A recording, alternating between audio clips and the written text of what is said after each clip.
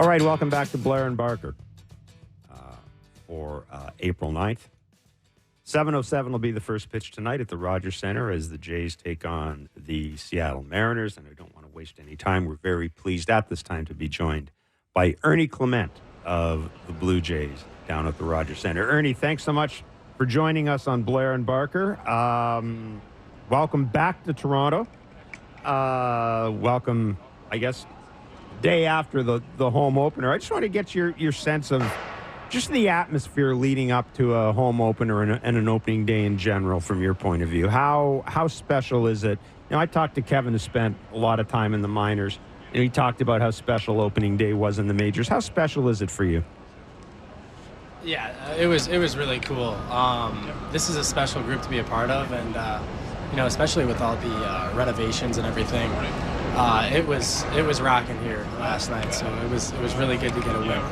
Ernie, how good is the behind the scenes? You mentioned the renovations. I mean, it's got to be cool to walk in a clubhouse and see that kind of clubhouse, and you know what the Rogers Center brings. How beneficial is that going to be just to make you the best player you can be?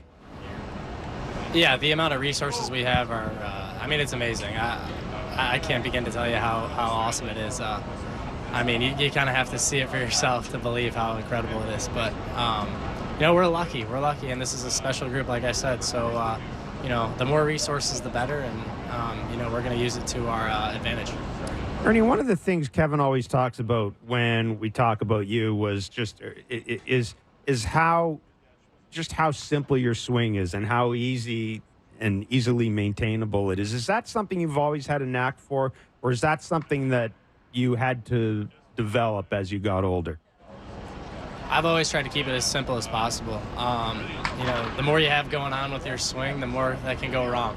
So, you know, especially over the last couple of years, I've tried to keep it as simple as possible, and you know, I've seen some success, and you know, I'm going to keep it rolling. Yeah, routines are very important, especially with guys who don't play every day. How have you had to adjust routines? Have you come up with some that you're trying to figure out, iron out? You know, playing time's a big deal. When you don't play, you got to figure it out. How big of a you know, interest have you put into just trying to figure out the best routine for you? Yeah, honestly, Matty Haga and Hunter Mentz have been awesome. You know, they got us grinded in the cage during the game, before the game, and the resources that we have available are pretty amazing. So, you know, even if you're not playing every day, there's still a ton of resources you can use, and you know, they keep us ready to go for sure. Yeah, Ernie, I know you know this, but you're hitting 364 off the fastball, and I'm sure opposing teams understand you're hitting 364 off the fastball. That will mean you will start to see more spin. Have you tried to figure out ways to, you know, maybe hit a couple more breaking balls earlier in count, see that a little bit longer? How have you tried to, you talk about what you're trying to do in the cage, have you tried to combat that, you know, seeing more spin in the cage? How are you attacking those kind of at-bats? Yeah, I think I just have to stay disciplined in my approach for each individual at-bat.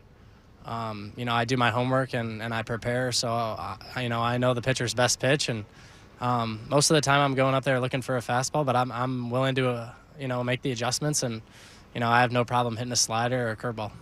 Ernie, you mentioned Matt Haga, and I know that throughout your career, you've never had a problem making contact, but I understand from reading what, you know, an article Arden Zwelling wrote on you in spring training, Matt really played a role in taking you to the next level last year, didn't he? Yeah, he really did. You know, he just does such a good job of creating a relationship with each player, and you know, I can talk to him about anything, but at the end of the day, you know, he's a buddy of mine, and we've created that relationship over the last year or so. But his knowledge of the game and of hitting is incredible, and he cleaned up a lot of mechanical things with my my swing, but you know, my approach has been the same for the last year. Okay, on the defensive side, you play a lot of positions. You play second, you play third, you play short, you play a little left. Like, there's a lot going on there. Which one of those positions have you had to put more thought into to make yourself really good at one of those? You know, the left side is you got to be locked in at all times, and you know, I've really worked on my throwing. I've never had a very strong arm, but I've learned how to throw and spin the ball, and I get really good carry across the diamond. So, you know, now I can play third and short, and I just kind of let my athleticism take over.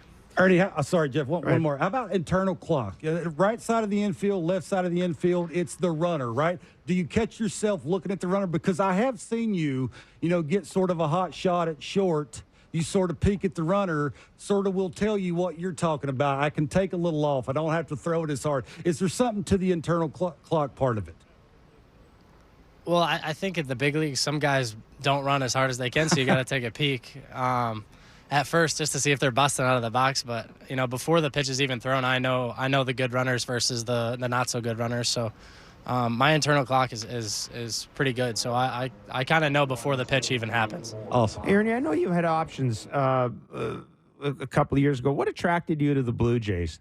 And how did that come about? Was it a understanding that you were going to get fairly regular playing time at AAA and that could lead to a job in the majors?